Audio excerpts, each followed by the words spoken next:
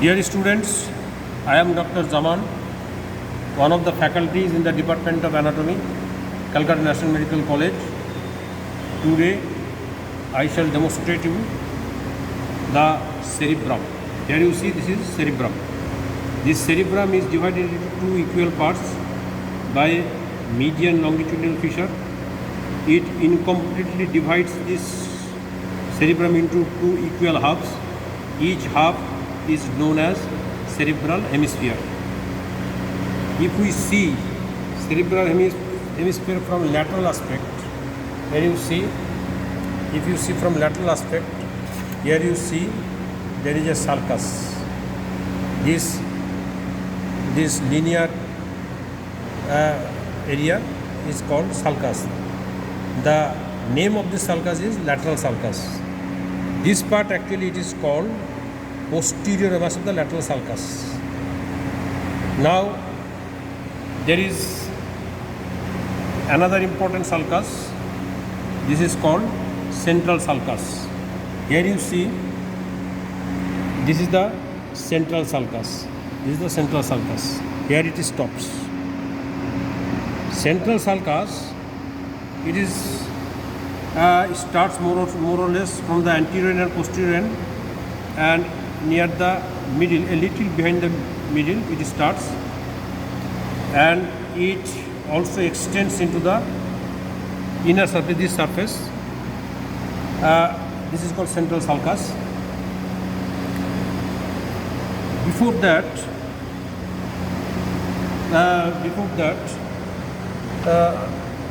you will know the poles of the cerebral hemisphere.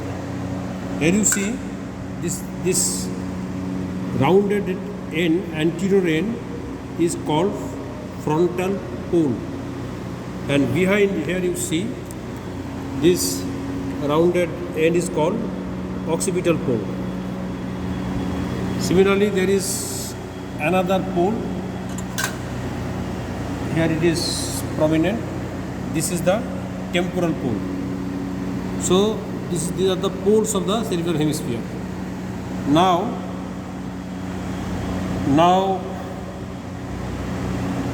we shall see the different borders of this cerebral hemisphere. Here you see this border is known as superomedial border. It starts from the frontal pole up to the occipital pole. This is the superomedial border. Here you see this border is known as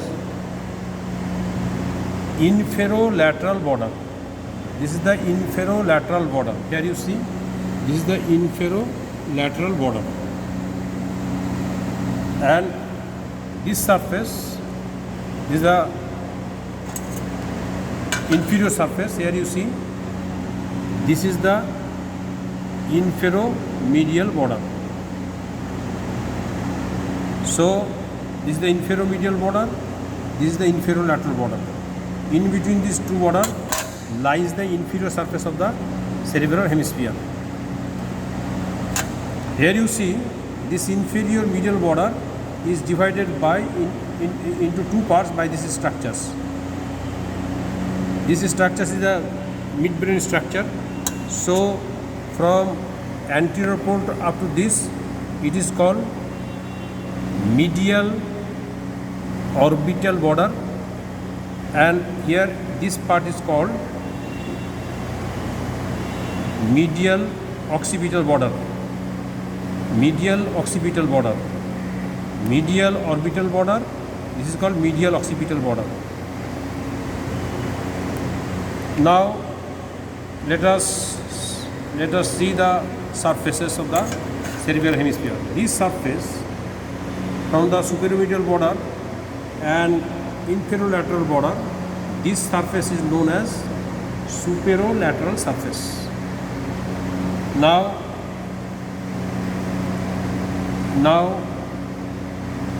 here you see Now between superomedial border and this is the inferomedial border. This surface is medial surface, and here you see this is the inferomedial border and this is the inferolateral border. This surface is inferior surface of the cerebral hemisphere. Now I have already told you this inferomedial border divided into two parts. This is called medial orbital border and this part is medial occipital border. And this border, that is inferolateral border, which is confined within the now before that I should say that this inferior surface again divided into two parts. Here you see this inferior surface is divided into two parts. This part is called orbital surface and this part is called tentorial surface. This part, this frontal aspect, lies over the orbital plate of the frontal bone, so it is the orbital surface, and this part lies over the tentorium cerebelli. That's why it is called tentorial surface. Now, inferolateral border, which is confined within the temporal surface, orbital surface, this part is called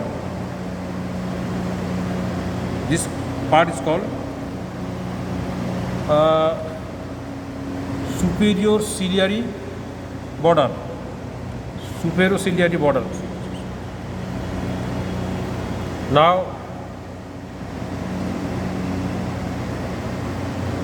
Now we shall discuss about the. Here you see this surface is irregular because of numerous depressed linear area. This is called sulci. Singular form is sulcus, and in between two sulci this raised area is known as gyrus, plural form gyri. So you are seeing many sulci and gyri.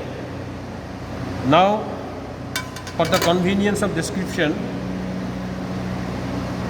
we have divided the cerebral hemisphere into four lobes. I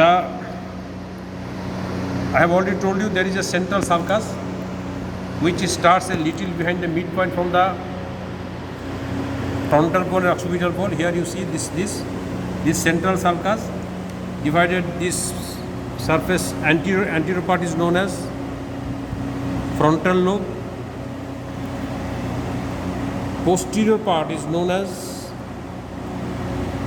parietal lobe, but here again you will see some sulci that has divided the temporal lobe from the occipital lobe. Here you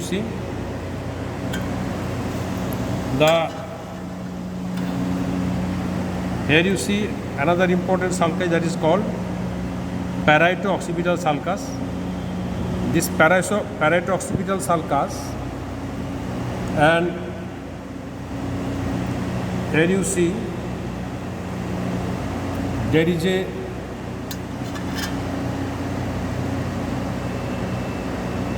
a depressed area, pre-occipital notch. If we join this parieto-occipital sulcus and pre-occipital notch like this, now the part behind this imaginary line is known as occipital lobe. Now another imaginary line is drawn from the here you see it is clear. Another imaginary line is drawn from the posterior end of the lateral sulcus. Here you see this is the lateral sulcus. It is the posterior end. If we draw an imaginary line, second imaginary line, which will touch the first imaginary line. Here lies the first imaginary line, which is connecting the parieto-occipital sulcus and pre-occipital notch. This is the first imaginary line, and posterior extension of the lateral sulcus is meeting here. So the part which lies below the posterior below the lateral sulcus, this is called posterior muscle of the lateral sulcus, and the line, imaginary line joining the posterior end with the first imaginary line. So this part, below this part, is known as temporal lobe. Now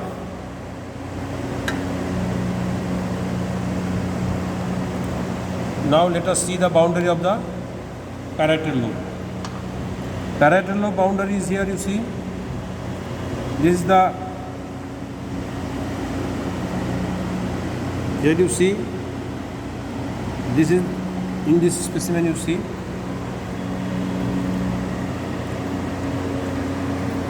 this is the central sulcus. So anteriorly it is bounded by the central sulcus. Below it is bounded by the posterior or lateral sulcus, and behind it is bounded by an imaginary line, first imaginary line, upper part of the first imaginary line, which is connecting the parieto-occipital sulcus with the pre-occipital notch. So here this second imaginary line. So this line is the posterior limit of the parietal lobe. Again I am repeating. Parietal lobe lies between the central sulcus, anteriorly, above the lateral sulcus, and in front of the imaginary line connecting the parieto-occipital sulcus and pre-occipital notch. So this area is the parietal lobe. So this is the parietal lobe, this is the occipital lobe, this is the temporal lobe, and this is the frontal lobe. So these are the 4 lobes. Now each lobe again is divided by many sulci, and now we shall see this sulci. Now we are seeing the medial surface. Here you see, on the medial surface, the most prominent structure here you see, this is structure, it is known as corpus callosum.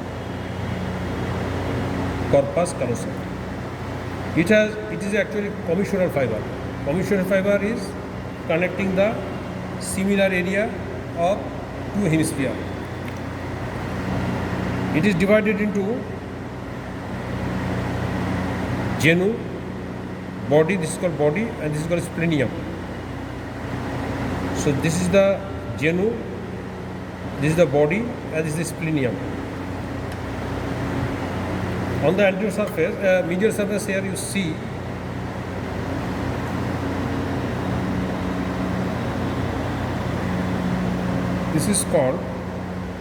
this fiber is called anterior commissural fiber. This anterior commissural fiber is connected with the genu by lamina. This lamina, this is called rostrum. So this is called rostrum. So rostrum, genu, body, and splenium are the parts of corpus callosum.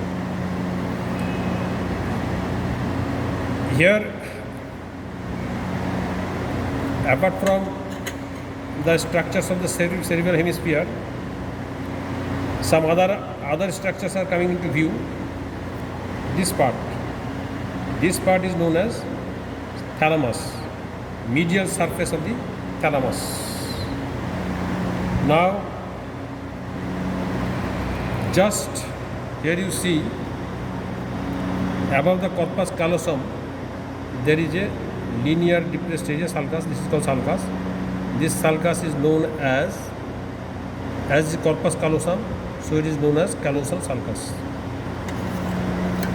Another sulcus here you see, it starts just beneath the rostrum, here it starts. This sulcus, here you see this sulcus. This sulcus is known as cingulate sulcus. This sulcus is known as cingulate sulcus. This cingulate sulcus,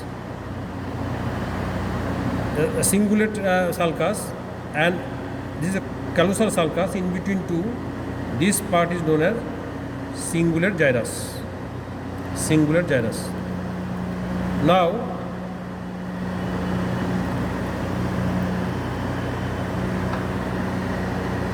here you see another, this cingulate sulcus.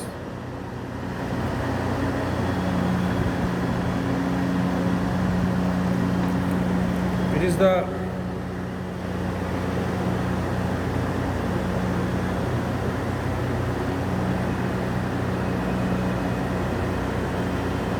is the anterior end, is the posterior end. This is the cingulate sulcus. Here you see this is the cingulate sulcus.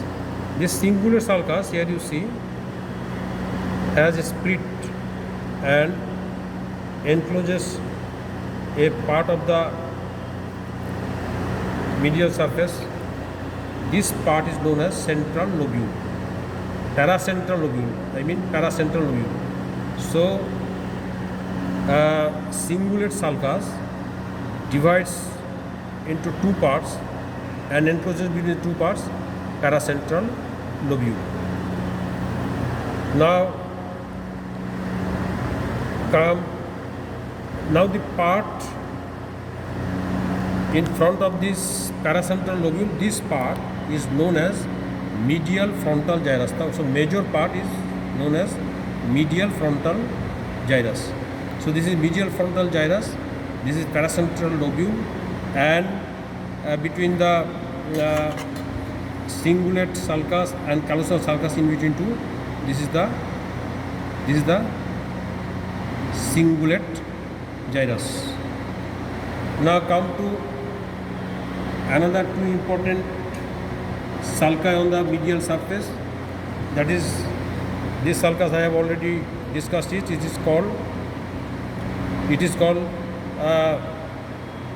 parietal lobe and occipital lobe. So it is a parieto-occipital sulcus. Main part lies within the medial surface. A little part of it appears on the superolateral surface. Here another sulcus you see. This sulcus is known as calcarine sulcus. So this is the calcarine sulcus. Now in between calcarine sulcus and parieto-occipital sulcus, this triangular part, this gyrus, is known as cuneus. And in front of the cuneus and behind the paracentral lobule, this quadrangular part is known as precuneus. Precuneus, again, it is separated from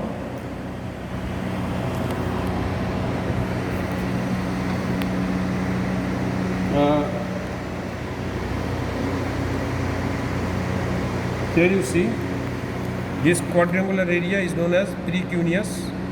This precuneus is separated by another sulcus. Here you see this sulcus. This sulcus is known as it is splenium of the corpus callosum. So it is suprasplenial sulcus. It is dividing this precuneus from the lower part is known as cingulate gyrus and upper part is precuneus. So here we found cuneus, precuneus, cingulate gyrus. This is the paracentral lobule, medial frontal gyrus. Now come to the inferior surface. Come to the inferior surface.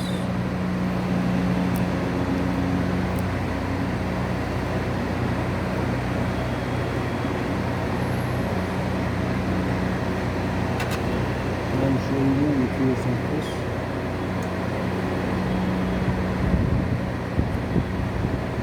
Here you see the before inferior surface. Let us consider the superolateral surface. This is the superolateral surface, right side. Now this is the central sulcus. How you will find out central sulcus? Central sulcus, number one, it is more or less midpoint from the frontal pole and occipital pole, a little behind the midpoint. It extends a little into the medial surface, and that part is surrounded by a gyrus, that is called paracentral lobule. So from here it is starting, and it will not touch the posterior ramus of the central sulcus. It will stop above the central sulcus. So this is the pre-central sulcus. Now in front of that, parallel to that, there is another sulcus. This is pre-central sulcus. So this is the central sulcus. This is the pre-central sulcus. Now in between two, this gyrus is known as pre-central gyrus. Now here you see the part in front of the pre-central sulcus. This is the part of the frontal lobe. Here also you will find two important gyrus, superior and inferior. This is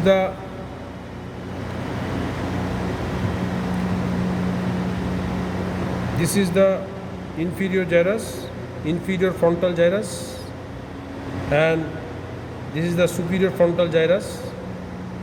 Now it has divided the frontal lobe into superior frontal gyrus, intermediate frontal gyrus, and lower frontal gyrus. Now here you see this is the lateral sulcus. I have already told you. Actually, lateral sulcus starts from the inferior surface. It lies between temporal lobe and orbital surface. Here it starts and it passes laterally, and then it comes to the superolateral surface here. Then it extends like this. This extension is known as posterior ramus of the lateral sulcus. Here you see this this lateral sulcus. Here it divides into three parts. One, this part, and this part. This is called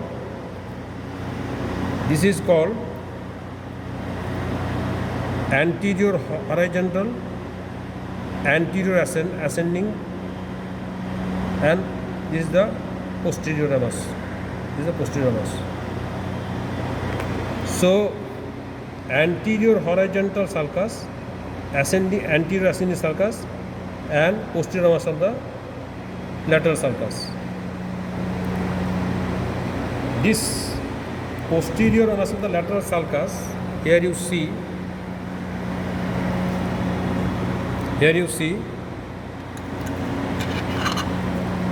it has taken upward turn here. Here it has taken upward turn. Now let us consider this temporal gyrus. Here you see it is also divided into two gyri, two sulcus, superior temporal sulcus, inferior temporal sulcus. So this is divided into superior temporal gyrus. This is called medial temporal gyrus. This is called inferior temporal gyrus. Now let us see the posterior end of this sulci. Now first we will consider the posterior ramus. Here you see it has taken upward turn. This has taken here. This has taken upward turn. This upward turn is surrounded by matter of gray matter, that is called supramarginal gyrus. This is called supramarginal gyrus.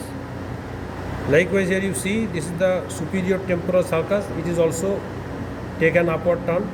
Now this gyrus is known as angular gyrus.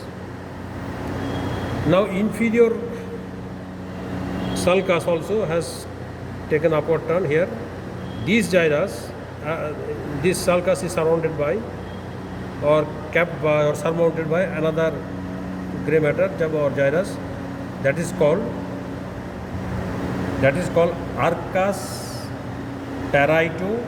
This is arcus occipito-temporalis. Arcus occipito-temporalis. This part is known as arcus occipito-temporalis. So the part, now come to the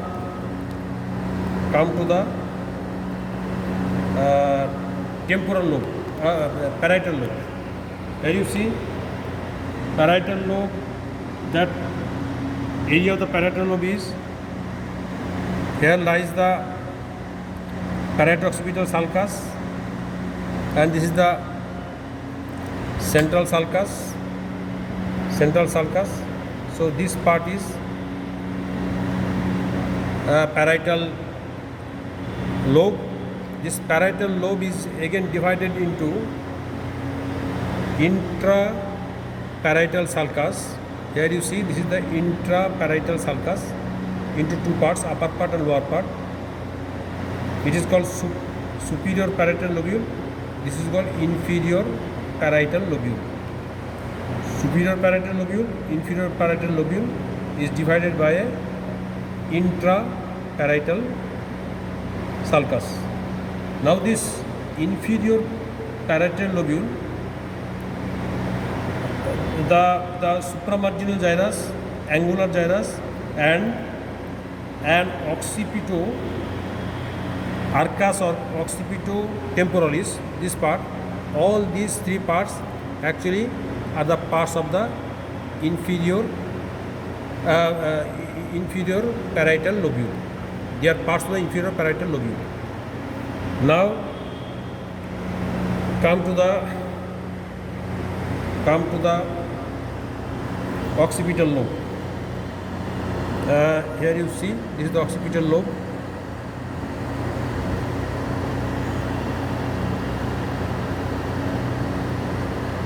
This part is occipital lobe.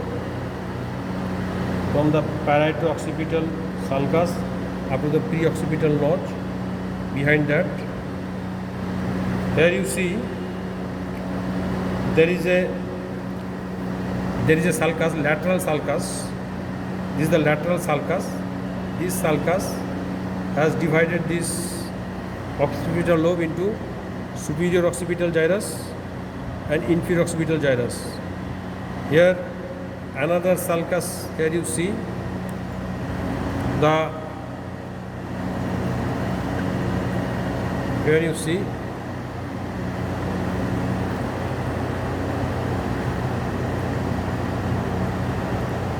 this is the posterior end of the calcaneal sulcus. Here you see it has come here and it is surrounded by another curved sulcus. This curved sulcus. This is called lunate sulcus. So this is called lunate sulcus, and this is the posterior end of the calcaneal sulcus. Now and here it is divided into a lateral sulcus. Lateral sulcus in two parts. This is the lunate sulcus. This is the posterior end of the calcaneal sulcus, and this is the lateral sulcus. This is the lateral sulcus. This part, It has divided into superior occipital gyrus, inferior occipital gyrus. Now these are the occipital lobe. And I've already told you this is the temporal lobe. It is already divided by two temporal sulcus. This is the superior temporal sulcus and this is the inferior temporal sulcus into superior, middle and inferior temporal gyrus. Here you see this part. This is the deeper part of the lateral sulcus. Here lies insula. Insula, actually it is the area of insula during the development of the cerebral hemisphere. The surrounding area has developed much more than the insula. That's why insula has been buried here. Now, if we place the forceps where it will touch, that is a part of the insula. So it lies in the depth of the lateral sulcus. So this is the insula. Now,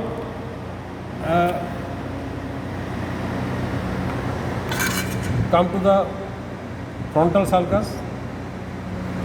Frontal sulcus lies in front of the precentral gyrus. This is the precentral gyrus. This is the central sulcus, the precentral sulcus. So in front of that, it is the frontal gyrus. Lower part of the frontal gyrus. This is the lower part of the frontal gyrus. Here lies the anterior horizontal, anterior ascending part of the lateral sulcus, and this is the posterior of the lateral sulcus. So these are about the different sulci and gyri. Now,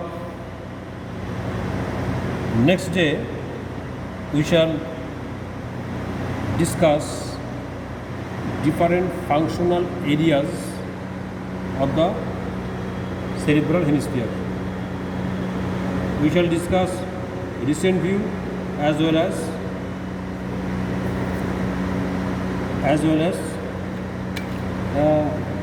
classical view. So that's all for today.